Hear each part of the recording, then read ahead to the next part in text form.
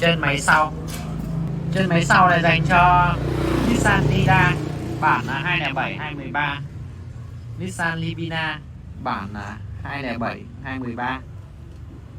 Nivea này dùng cho cả Nivea Grand nhé, còn Nivea thường.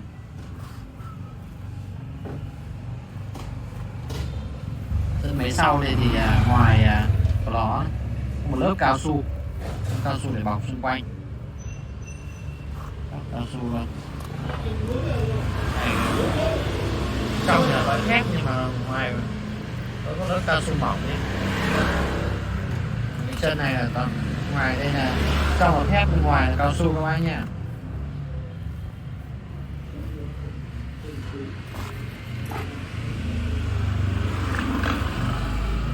Việt Nam thì tại thị trường Việt Nam thì có Tiida và Livina thì chỉ có một bản thôi.